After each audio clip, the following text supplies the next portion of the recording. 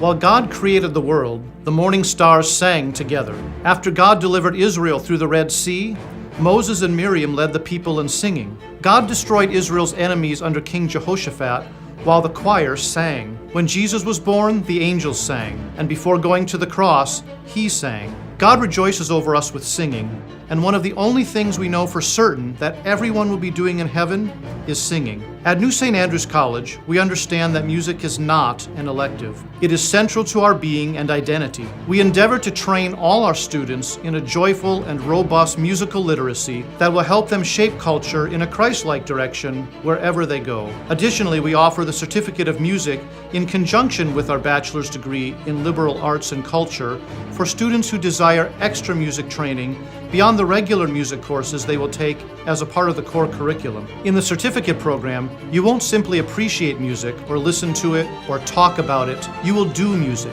You will study it, analyze it, read it, write it, sing it, and play it. You will receive private instruction in your primary instrument, as well as secondary lessons in voice, piano, conducting, and other instruments. You will receive a solid foundation in music theory and analysis.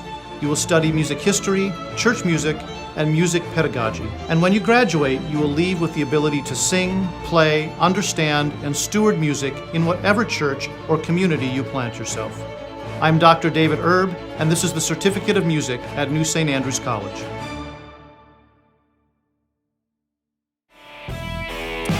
Hey y'all, it's Monday.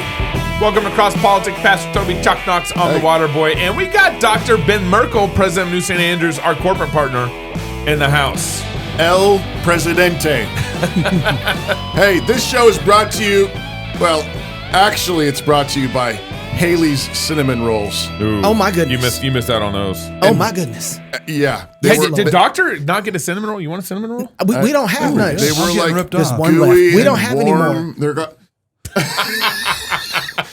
well, all gone. anyways, let's stop and take a moment to talk about Fight Laugh Feast Club membership. Yes, sir. Yes. I don't know why we, like that first line, let's stop and take a moment. It's just like a moment of silence. Do we do that? Yeah. But I'm going to talk Jesus. now. By joining the Fight Laugh Feast Army, not only will you be aiding in our fight to take down secular and legacy media, but you'll also get access to content placed in our club portal, such as past shows, all our conference talks, and exclusive content for club members that you won't be able to find anywhere else. Lastly, you'll also get discounts for our conferences. Speaking of which, Gabe just handed me a proposed schedule for the Ark Encounter. Yes. Boom. Sign up now at fightlaughfeast.com and make us great. Good. That was good. Your ad read was almost as good as. Can we just talk about the Ark Encounter for a little bit? For a minute? Just for a sec. Just I know it's quick. Okay. We got to talk For a about minute. it. This is like going to be a whole week experience almost. Almost. So it starts really we're hoping to start Wednesday through Saturday, right? And maybe a bourbon tour somewhere in there. Bourbon tour, because we're in Kentucky. Yeah. Yep. That makes sense. So yeah, I mean, with the time slots here, I mean, that makes sense because we want to make sure everybody has time to visit the Creation Museum. That's right. Then actually time to tour the Ark Encounter. That's right. Mm-hmm. There's breaks. This is you want to save a family vacation is the Fight Laugh Feast conference. So basically October 11th through the 14th, roughly, Yeah. and it might be, we might throw a couple more things in there before we get there. My family was already saving up for a vacation this year, and when we decided to do this, I was like, guys, guess what? Yeah. All those funds, they going to this. We're going to the Ark family Encounter. road trip. Yeah. Yes. Put it on the calendar now. So Toby again was in the news. Well, yes. You were in the news. We're making the news here. Yes. So Way to go. Cheers, man. Pastor, Thank you. praise Thank God. you. Yeah. Go do it. In the Idaho Statesman. yeah, that's right. So Israel Waitman actually texted me and you this article also. I saw it. Apparently, we want God's law to reign in Idaho. The Idaho Statesman did this really odd article on the Idaho Family Policy Institute, which is Blaine Kanzati. He's been on the show before. Center. What? Completely different things. Is it? Okay. Especially if you want to find it and give money to it. Center. Okay. Yeah. Very good.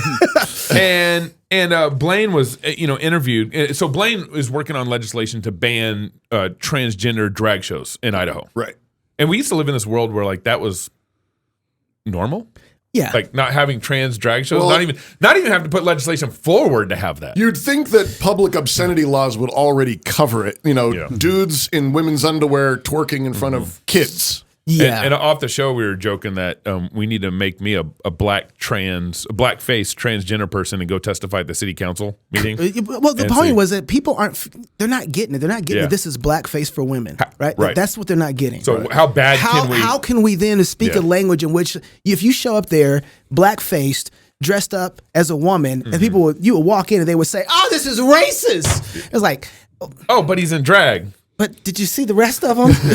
He's got a dress on. He's got a dress on, acting to be like a woman, just like he's acting to be black. And do you see how this is horrible? You get the we need somebody, a prophet.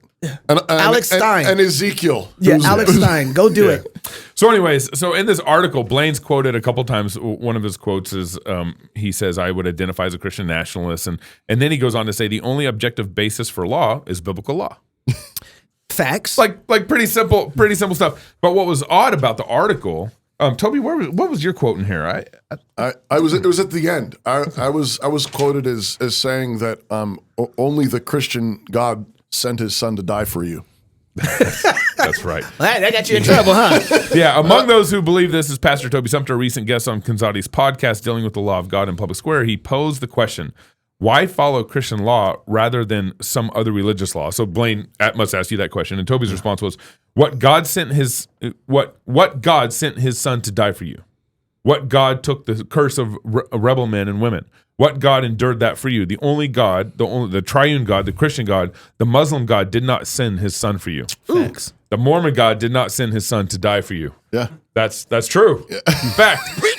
But the reason why they brought, I think, that quote into it is because they kind of brought this weird Mormon sentimentalism into this, where apparently when Idaho first started, Mormons weren't allowed to vote and hold office. Right. And so they were bringing that up like, hey, Mormons, if Christians get in charge again, then they're also going to make drag shows illegal too. That's kind of how they were bringing it up. Right. Well, right? and if they outlaw drag queens, the next thing they're going to do is Mormons' ban right to vote. Mormons from exactly. voting. He actually raises in there. He says you should wonder whether or not you'd actually be allowed to worship Mormons.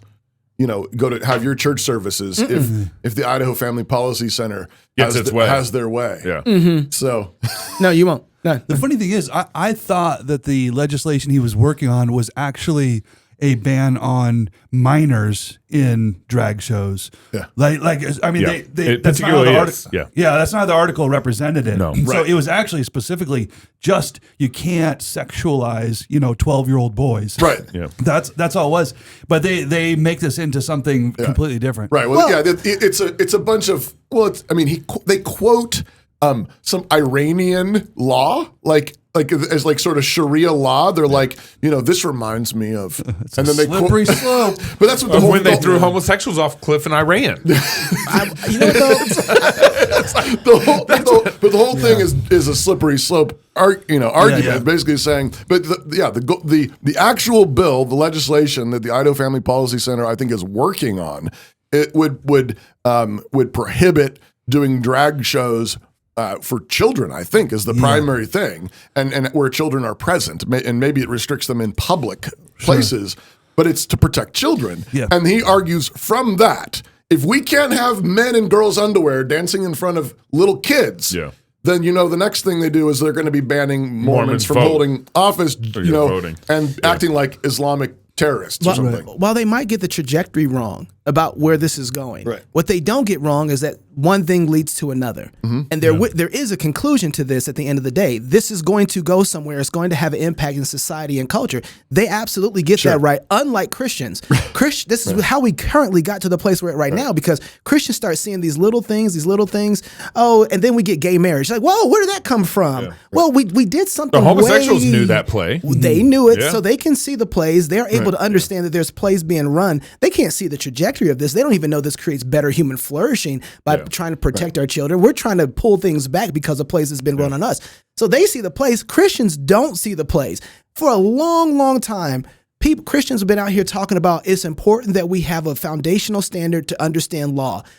Biblical theology, Deuteronomy, that is the foundational standard for law. Everyone's like, no, theonomy, no. Yeah. And it's funny to me now how everybody's a theonomist all of a sudden. Everybody. I don't care who you are. I don't care what ministry you're from. You pick it. G3, Founders, Desiring God. Well, Desiring God. John MacArthur? The John MacArthur. I don't know about Desiring God. Only thing we're arguing about is what type of theonomist we are. Yeah. Nobody is questioning whether or not God's law should be applied anymore right. to society and That's culture. right. We're only asking. Should the Bible be the basis for our societal morals? Right. Yeah. 20, 25 years ago, 15 years ago, nobody really wanted to have that conversation. Theonomists was pushed way back into the people that have the conversation. Those are our crazy cousins. Yeah. Now everybody's arguing, how do we apply that again? what is the... Yeah. So we're going to get into, and we're actually still going to get into it, but we got these series of videos of Biden in the White House on Sunday talking with the trans community and so forth, and we were going to go from there. But then I saw this article pop up in the AP. This is actually an AP article on Saddleback's new pastor, Andy Wood. He's the new pastor replacing Rick Warren, and talking about how he sees, women as clergy in the future of the clergy, church as clergy. So and it came off the heels of him literally in their church ordaining his wife as pastor in Saddleback. So now they did what? They co-pastor. And Saddleback is SBC. Saddleback is SBC. I didn't know that. But it got me thinking. I didn't know that till last year Yeah, when it's at SBC. the SBC, Wow. Rick Warren got up to speak in favor of women pastors. Or not fighting over, at least. Not fighting Right? over. Yeah. Because you got a major in the major and minor in the minors. Oh, got it. And women Right. pastors is minoring, I guess. Can't Which see was the play. So he get kicked out the SBC? No, they didn't get kicked out. So the Baptist Faith and Message SBC doesn't is allow still for there. this. But this is what They got have me a thinking. study committee. Oh, they're still... They pulled a Presbyterian move. Trying to figure out what a woman is? I think a lot of Christians think, oh man, our country's starting to be judged because of the Democrats, or our country's starting to be judged because of homosexual marriage or Burgerfell or whatever. But it really gets you to think that like the reason why America is being judged is because of the church. Judgment begins in the house of God. And we're sitting here, in Idaho, we're trying to keep, drag shows from happening to 12-year-olds. Right. And here's Rick, Saddleback and Andy Wood basically transgendering the pulpit. Right. Putting a woman in the pulpit when it's an office for men. People need to Go ahead. People need to remember Romans 1. We read it a lot, but you need to remember the actual order. It says that you reject God, you don't give thanks to God, you don't recognize God and worship Him rightly, and then it says that God gives them over to insanity. Right. So it starts with worship in the house of God. Exactly. Yeah. It starts with not worshiping God rightly, not acknowledging God for who He is and acknowledging His attributes and His creation and His lordship over creation. And then you're given over. You begin serving the creature rather than the creator. Worship gets distorted. And so Gabe's not wrong at all. The fact that when you start messing with the creation order, male, female, and Paul ties whether a woman can preach or teach or not to this very thing. He says, man was made first, then woman. This is the order of creation. This is not a cultural thing. Yeah. You get that wrong, then God gives you over to all manner of insanity, all manner of folly. Why do we have men dressed up like women, with gaudy, because we have women dressed up like men in the pulpits, clown women, Right. and it's that madness, that insanity.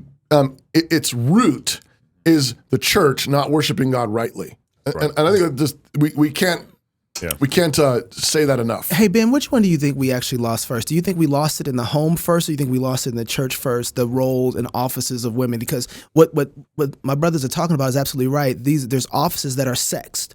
You can't take them away from each other. There's certain offices that are sexed. Father's a sexed office, right? You can't remove that from the duty. So a woman can't be a father. That's not possible, Right? Because the office is sexed. Which one do we lose first? The church? I think it starts from the pulpit, and it's not just swapping women in for men preaching. It's men. It's preachers starting to have an effeminate understanding of what their office is. So when I speak, what am I speaking to? I think we talked about this a little bit in the time in Wenatchee, where am I speaking to culture, to the world? Do I have an understanding of the gospel that is supposed to inform and shape the whole world? Or do you start to narrow the gospel to it's a emotional consolation to your heart applied just to here? Come on Right. now. And once you narrow that gospel message message down, then you really change what the pulpit is. Right. And I think that as the pulpit transitions to that, then all of a sudden, men don't know what it is to be a man. So easy, a woman can do it. Yeah. Right. Yeah, absolutely. Well, and frequently it's the job description has been so redefined and transitioned that a woman can do it better. Yeah, well, yeah, that's what it's not just that a woman can do it. It's actually probably better for a woman. Right. I think that it's more fitting that way. And when people say that, and I've heard, people have told me this before, they'll be like, I know the Bible says this, but really in this situation in this church, this woman really was a great pastor. And better than other pastors. And I'm willing to grant probably the way that you have redefined what the church is and what the pastoral ministry is, she probably is better at it than any man would be. If you change the gospel into an emotionally therapeutic message, then I think that actually probably is a better way of representing it from the pulpit. A maternalistic care for you. But if you take the gospel as the post-millennial message that's to subdue this earth, it's a very different kind of thing. Right. My goodness. If the pastor is the lead commanding officer, if the pastor is the lead Navy SEAL, in a platoon, in a military unit, called to fight the good fight, to bring the sword of the gospel to bear on sin, the world, the flesh, the devil, you need a man for that. That's really interesting because I think a lot of people, I hear a lot of men feeling like, I left my church because I wasn't close to my pastor. It's like, you're not close to your general. You're not close to your platoon. Like, we didn't have this bond. We weren't close. He didn't give me the pats on the back. And it's like they think of the church as some kind of little, mommy didn't love me the way that, and so because of that, they've feminized the whole thing, and they're not they don't even know that they need to man up. Right. And that's a whole. So this is all the backdrop of what's going on behind the White House and what Biden's doing here right now. Check out this clip. So this is now this segment was filmed at the White House, and here's with Mr. Potato Head. Yeah, go. Mr. President, this is my 221st day of publicly transitioning. God love you. Thank you. I am extremely privileged to live in a state that allows me access to the resources I need, and that decision is just between me and my doctors. But many states have lawmakers that feel like they can involve themselves in this very personal process. Do you think states should have a right to ban gender-affirming health care? I don't think any state or anybody should have the right to do that. As a moral question and as a legal question. I just think it's wrong. I think I was saying before we started that my deceased son, used to be the Attorney General of the state of Delaware. He passed the broadest piece of legislation that he, as Attorney General, was able to convince the legislature and the governor to sign that dealt with all gender-affirming capability. I mean, there's a lot of, sometimes they try to block you from being able to access certain medicines, being able to access certain procedures, and so on. None of that should be available. I mean, no state should be able to do that, in my view. So I feel very, very strongly that you should have every single solitary right, including use of your gender identity bathrooms in public. Thank you. Your music actually really helped that video a lot better. That was good. I thought it was very fitting. Yeah, that's Mr. Potato Head there. Ben, you get first stab at this. Go ahead after you. You just look sad. I'm trying to come back to reality. I really am. It is just. It's grotesque. It's really sad because this is somebody who's been mutilated. Right. And they're attempting to pass this mutilation off as this right to the rest of America. One just interesting side note. I remember right after Roe got struck down, there was a email from a college president saying, this is terrible, and I know this is going to disproportionately impact our LGBTQ community, and I'm trying to think, how does the loss of abortion disproportionately impact? and this is just a world that it just does not make sense. I mean, you have these carry to one. We say these passionate things, and you replace all logic just with passion, and everybody's supposed to go with it because it makes no sense. Right. Toby, what I want you to read the ad, and then I want to get go ahead. I want to turn. Oh, I really? want to turn Like this. like that? Like that. I'm going to go right into an ad. I'm going to turn some things here. Oh, my. I'm still trying to figure out how in the world it affects. I'm going to figure that out. Yeah, do the math. Do you own a business and write a lot of proposals? Ooh. If so, you should check out smartpricingtable.com. Smart Pricing Table allows you to create quick and accurate proposals, and it's loaded with features like recurring fees, quantities, and line item upsells. Whatever those are. When your prospect is ready, they can e-sign and you're off to the races. Visit smartpricingtable.com and mention CrossPolitic to get 25% off your first 2 months. I want one of those things to upsell. I like that. I'm glad Toby doesn't know what a line item upsell is. I'm glad my pastor doesn't know that. Yeah. That's good. That's good. That's actually that's a good thing.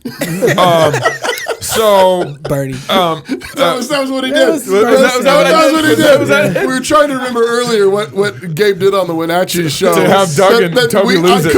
I couldn't catch my breath. all over. He did a breadline Bernie. That's what got it. Good thing.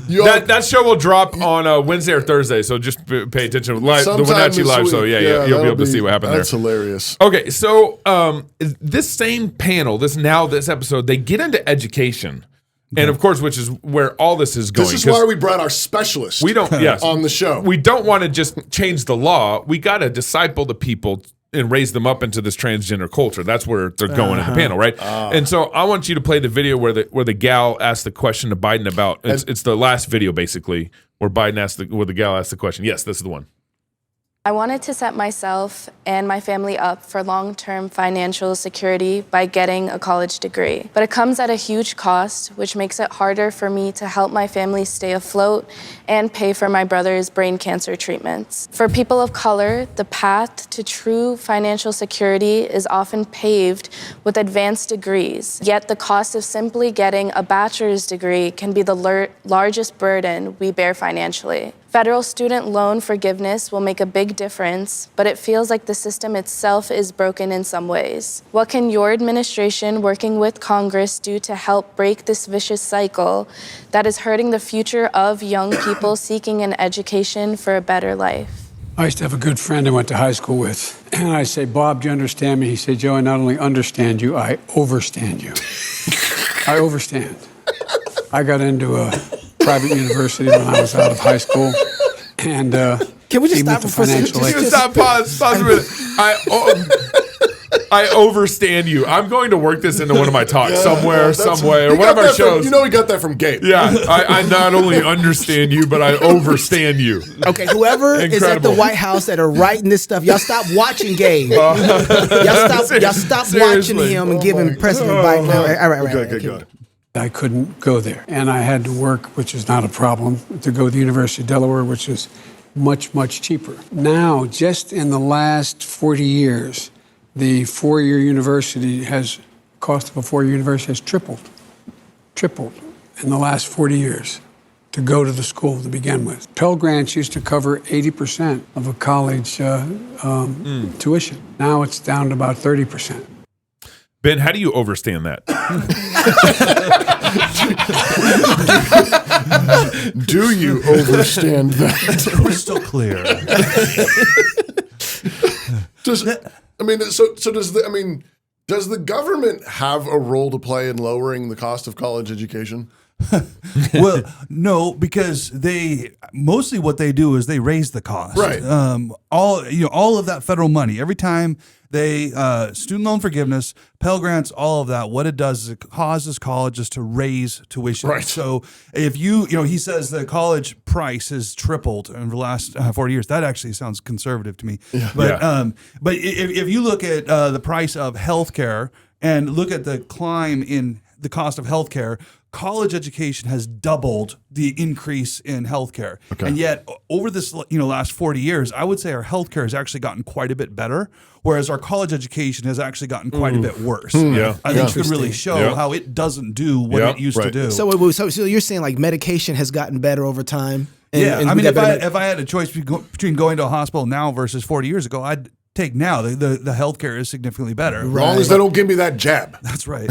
but the people you say who are going to college to get education, they're not get any better. The education hasn't gotten any better. No, it's pretty clear that college has gotten a lot worse. And part of it, I mean, her presupposition, first of all, I think just right out of the starting block, she was she's giving this impression that a college degree is a guaranteed financial security to your future. Right. Which that's really atrocious that you would think that. Really? Yeah. I mean, like the idea that I can sell you this piece of paper that will promise you a salary, that's not the way work works. That's not the way jobs work. Right. And along with that is this idea that if you don't have that piece of paper, you can't go out and work and you can't go out and be financially successful, which is just completely untrue. Well, how do you get people at your college? Because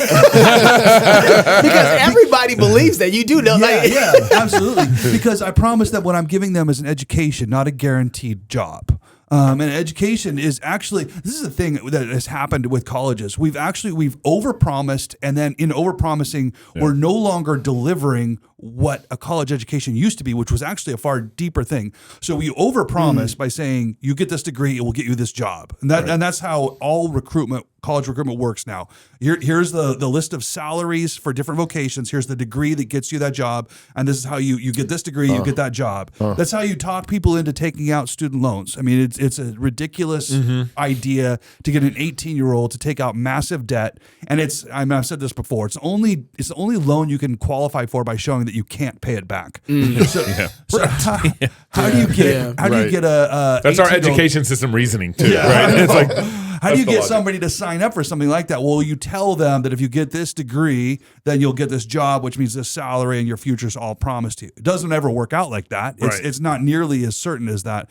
But that's what you tell people. But in doing that, we've radically cheapened what a college education actually is. We made it into this small little thing, which is vocational certification, rather than this much deeper thing, which was an education. That is teaching you how to think and how to be a better human, and particularly how to be someone who knows how to glorify God in all aspects of your life. That's what education really ought to be pointing people towards. And vocation is one piece of that, but it's a small piece of that compared to everything else. Why is the federal government so concerned about education? Particularly, I mean, they got high schools, I get that, K through 12, that makes sense to me, right? Yeah. But college particularly, like they are really digging in and trying to cover the debt of all this. What is the play between is there something that's inside of the college education that the government needs, or what's? I think so. I think that it's the link between your college degree and the economy, because the government has come to believe that it's in charge of the American economy, that it's the government's job to regulate the economy, and then the door into the economy, if they can make it clear that the door into the economy is the college degree, and they own that, then they own the whole financial system, and they own the economy. If you own the entrance, you own everything that follows exactly. from there. I mean, it's so weird that our government believes that I can shut economy down for COVID. Right. I'm just going to shut everything down, and then I'll open it back up with no consequences. I mean, it's ridiculous to think that authority belongs there. Do you think?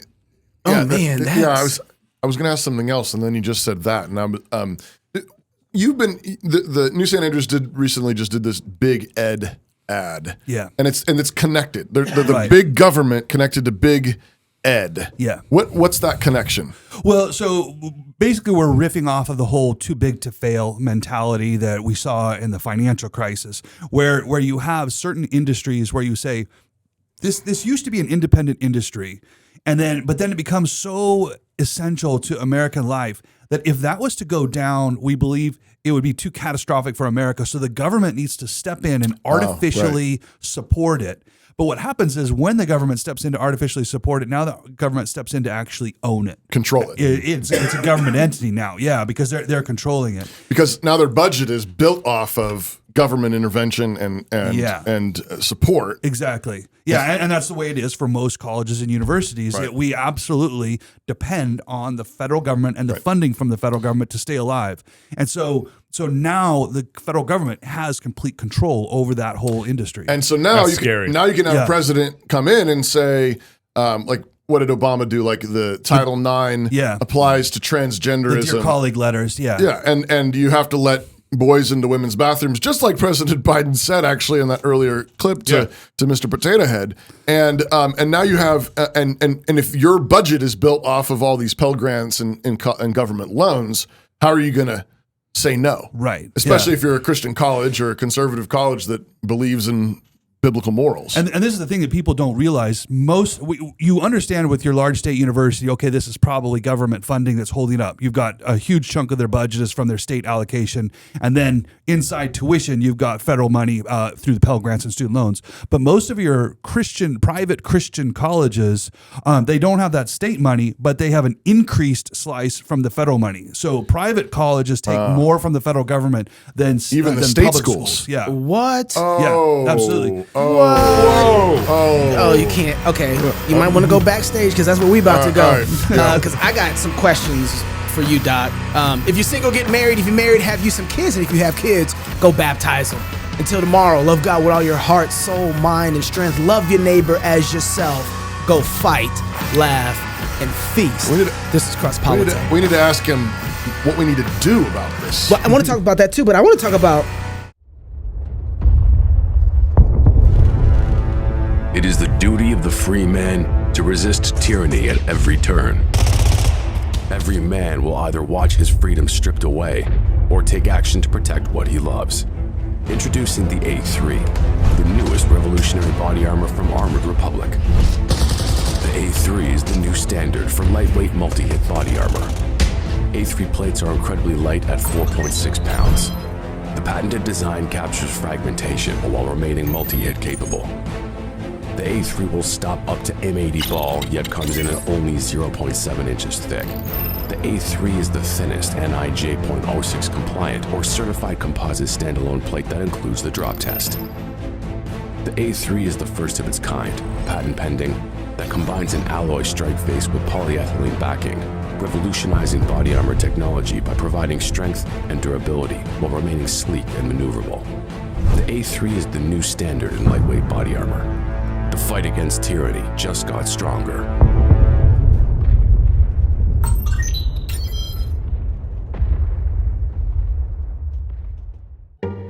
This is where Dave and I plan this year's company holidays. Let's go through the list. Easter. Too religious. St. Patrick's Day. Too white. Mother's Day. Way too cisgendered. All of your usual holidays have been canceled this year. But we still have Karl Marx's birthday! Need a real reason to party? Find a new job at redballoon.work.